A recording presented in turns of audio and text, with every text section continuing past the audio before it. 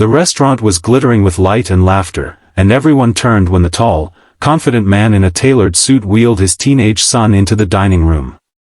The boy's eyes darted nervously from table to table. His hands trembled slightly as he gripped the sides of his wheelchair. Tonight wasn't just any night, it was the night his father had promised would change everything. He was right. It started on a crisp Saturday morning in autumn.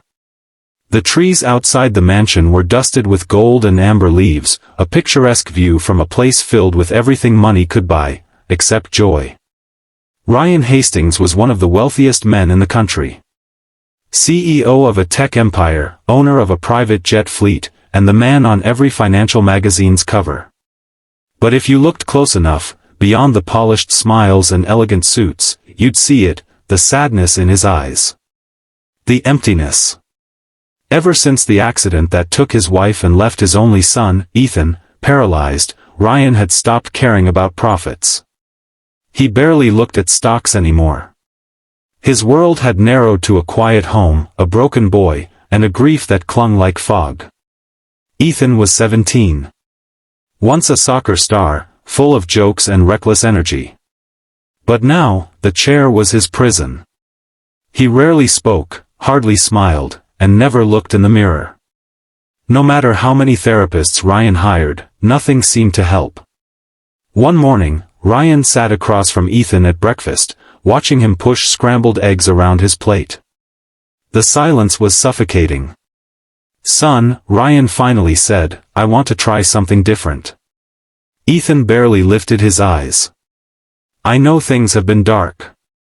And I know I can't fix everything. But, you deserve to feel normal again. To be seen, not just as a boy in a wheelchair, but as Ethan. The young man you still are." Ethan didn't reply. Ryan hesitated, then said something unexpected. "I'm arranging a blind date for you. Actually, several. And we'll go together. I'll be with you, but you'll be the one in the spotlight." Ethan blinked, confusion and horror written on his face. "A date? Dad, are you serious?" Ryan smiled softly. "Dead serious." At first, Ethan refused. But something about his father's hope, his sheer, stubborn belief that life could still offer something beautiful, made him pause. And, in the quiet days that followed, he said yes. The night of the blind date arrived. Ryan had invited 5 girls, all close to Ethan's age, daughters of acquaintances or family friends, each told only the basics. Ethan was a smart, kind young man who'd been through a lot. And they were coming to meet him for who he was, not what he used to be. Ethan wore a navy blue suit. Ryan had helped him tie his tie, and for the first time in years, Ethan looked at his reflection without flinching. The scar across his temple had faded, but the pain was still there, in his eyes, in the slight tilt of his shoulders. As they entered the restaurant, heads turned. Not because of the wheelchair. But because of Ryan Hastings, the tycoon with a soft gaze and a fierce devotion to his son. The girls were already seated, 5 of them, each lovely in their own way. Some were dressed too formally, some kept checking their phones, and others offered polite but awkward smiles. One by one, they greeted Ethan. "Hi, nice to meet you. You look handsome. I heard you love books. I brought a list of my favorites." They tried. They really did. But Ethan could sense the undercurrent, pity, discomfort, or shallow curiosity. Except for one. Her name was Lila. She walked in 10 minutes late, wearing a simple yellow dress, her curly hair bouncing as she moved. And in her hands was a single white flower. A daisy. She walked up to Ethan, knelt slightly so they were eye level, and smiled with genuine warmth. "Hi, Ethan. I'm Lila. This is for you." She handed him the daisy. Ethan stared at it, stunned. No one else had brought him anything. No one had even thought to. Lila leaned in. "My mom used to say, a daisy means hope. I figured, we could all use some of that." And just like that, the wall around Ethan cracked. The evening flowed better than Ryan could have imagined. While the other girls faded into small talk, Lila leaned closer, asked Ethan real questions, laughed at his jokes, even the dry ones, and made no effort to hide how much she enjoyed his company. At one point, she reached across the table and touched his hand. "Do you know what I see when I look at you?" she asked. Ethan shook his head slowly. "I see strength. Not the kind in muscles, but the kind that holds people up when life breaks them." That night, when they drove home, Ethan held the Daisy the entire ride. He didn't speak, but he didn't need to.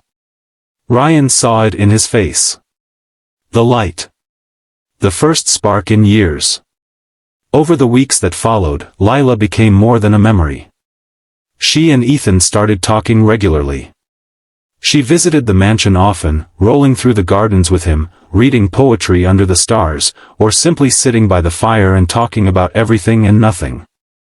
But it wasn't all smooth. Ethan still had dark days. Days when he refused to come out of his room. Days when the weight of what he'd lost crushed him all over again. "I'm just a broken kid in a chair," he once whispered to Lila. "Why would you even care?" She cupped his face, tears in her eyes. "Because you're not broken. You're brave. You keep waking up. You keep trying. That's not weakness, Ethan. That's what heroes do." One day, Ryan walked into the backyard and saw something that made his throat tighten. Ethan was on the grass, lifting himself awkwardly from the wheelchair with Lila's help. He was trying to stand. Just for a moment. He stumbled. He fell. But he laughed. It was the first time Ryan had heard that sound in years. Months passed. Ethan began physical therapy with new intensity. He started painting again. Smiling again. He and Lila became inseparable. At his 18th birthday, he rolled to the microphone during the party, surrounded by friends, family, and yes, even the other girls from the blind date night. "I used to think my life ended when I lost my legs," he said.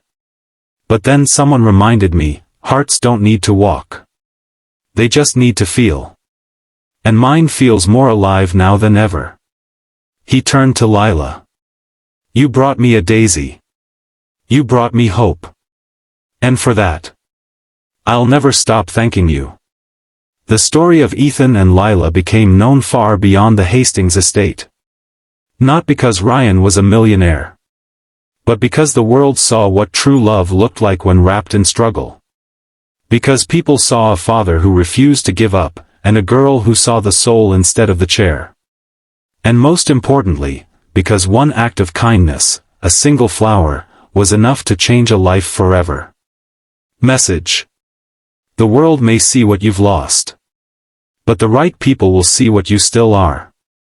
Never underestimate the power of one gentle gesture. It might just be the thing that helps someone rise again. The end.